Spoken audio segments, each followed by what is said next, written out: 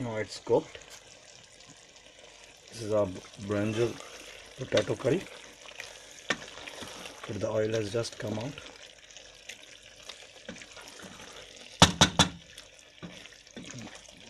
If you want, you can add some olive oil in it.